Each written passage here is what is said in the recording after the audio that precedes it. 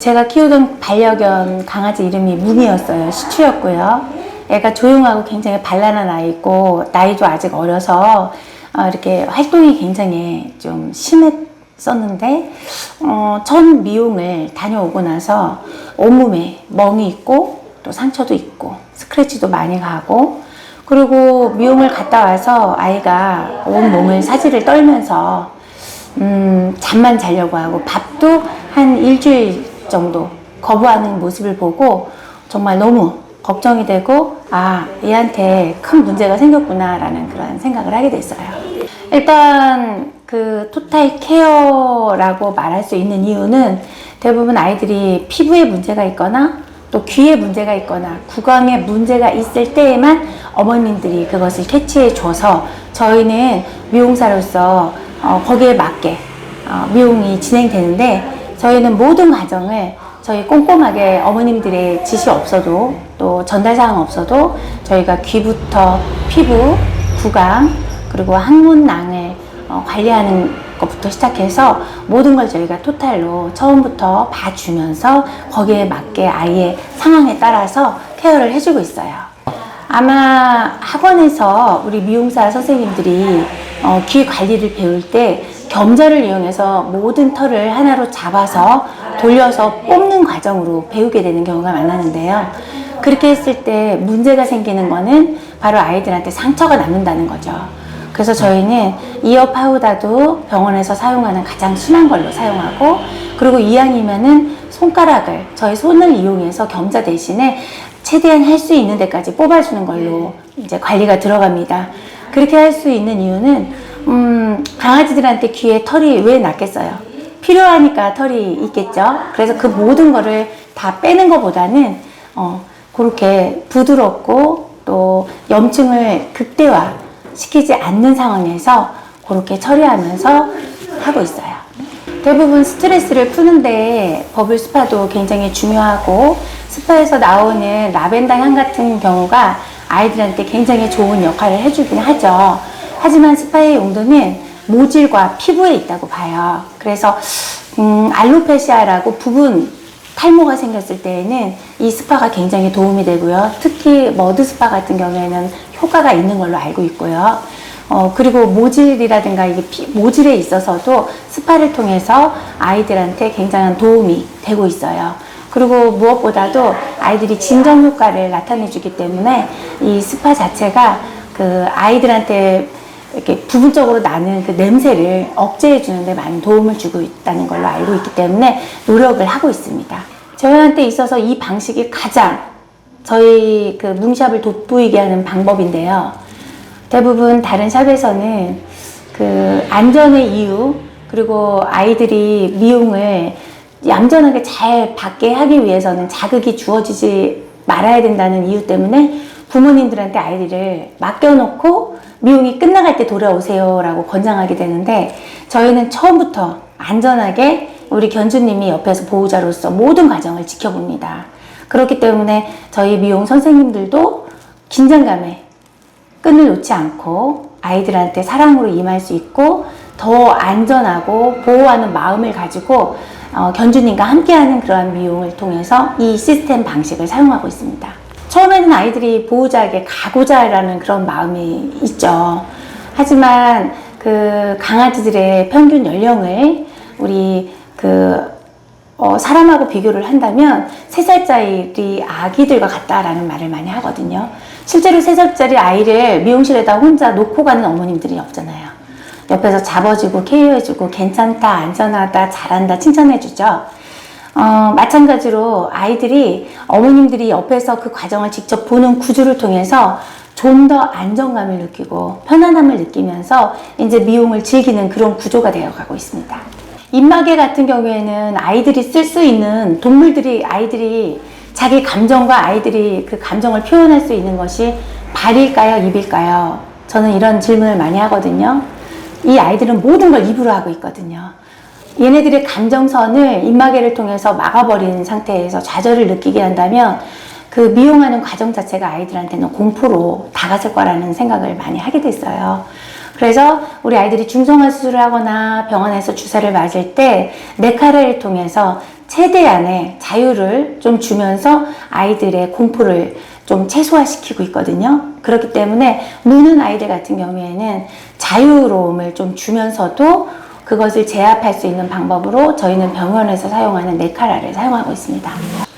저 같은 경우에는 쉽고 빠르게 또 아이의 마음을 이용해야 된다는, 아이의 마음을 저희가 이해해야 된다는 점을 좀 얘기해 드리고 싶어요. 왜냐면 무는 아이들, 예민한 아이들 같은 경우에는 분명히 문제가 있기 때문에 그러거든요. 그래서 발톱을 깎을 때나 특히 발등을 클리퍼로 소리를 내거나, 또 어떤 아이들은 척추에 문제가 있어서 오거나, 또는 슬개골이 굉장히 많이 다쳐서 오는 아이들 같은 경우에는 자기를 보호하기 위해서 안전하게, 자기 자신을 안전하게 하기 위해서 물 수밖에 없죠. 그래서 노견 같은 경우나 예민한 아이들 같은 경우에 저희가 이제 미용을 할 때에는 소리에 예민한 애들은 굉장히 빠르고, 그리고 발에 예민함을 느끼는 애들 같은 경우에는 무감각화 할 수 있는 그러한 많이 주물러 주면서 계속해서 반복적으로 안전하다는 것을 느끼면서 아이가 인지할 수 있도록 그렇게 미용을 시작하고 있습니다. 네. 노령견 아이들은 우리 어른들처럼 관절과 그 다음에 또 눈, 또 모든 활동이 있어서 근육이라든가 이미 노령화가 됐기 때문에 다 써 있는 상태거든요. 쓰고 이제 나머지의 상태이기 때문에 얘네들이 목욕을 하거나 장기간 세워서 미용을 하게 됐을 때 오는 그런 트라우마가 분명히 있거든요. 그래서 대부분 노령화된 이런 아이들을 우선적으로 고려하는 안전 요소는, 저는 얘네들을 그 아이의 체형에 따라서 안고서 미용을 진행하는 것을 굉장히 선호하고 있고, 장시간 서 있기보다는 좀 미용이 좀 이쁘지는 디테일은 없다 하더라도 좀 더 안전하고 아이가 이런 미용은 나는 괜찮아 믿고 따라갈 수 있는 그러한 시스템으로 아이를 안아서 처음부터 끝까지 미용시키는 그런 방법을 선호하고 있습니다. 거절을 당하다 보면은 그 보호자, 견주분들도 상실감을 갖게 되지만 강아지들도 그 마음을 같이 알고 있거든요. 근데 그 거절을 당하는 이유가 100%가 노견과 또 무는 아이들이기 때문에 이 문제를 앞에서 아까 얘기한 것처럼 이 문제를 우리가 공감해주고 또 그거를 반드시 내가 이겨내서 미용을 하는 게 아니라 좋은 방법을 계속 찾으면서 미용을 하게 된다면, 저희는 뭐 노견이라고 해서 구분해서 받질 않거든요. 그래서 평등하게 모든 아이들을 제 손으로, 또 우리 뭉샵에 있는 모든 선생님들이 그런 아이들을 할 수 있는 기회를 주고 싶은 그런 마음에서 저희는 평준화라는 그런 미용을 하고자 하는 그러한 시스템을 구축하고 있습니다. 대부분 무는 아이가 안정적으로 미용을 했다라고 한다면 미용이 끝나고 나서 드러나거든요. 네. 우리 아이들은 이렇게 안정적인 미용을 하고 나면 미용이 끝나고 나서도 견주가 있을 때 견주한테 뛰어가서 떨면서 집에 가자고 요구하는 게 아니라 이 공간에서 주어진 만큼 감정을 다 표현하고 가거든요. 그래서 그런 것, 결정적인 요소는 안정적인 미용을 했을 때 그 나타나는 결과가 아이들이 행복한 미소, 그리고 활동을, 노견이나 또 어떤 아픈 애들 같은 경우에도 활동을 좀 더 많이 하고 자기 감정을 표현하는 그런 결정적인 요소로 저희가 좀 보상을 받는 그런 결과라고 봅니다.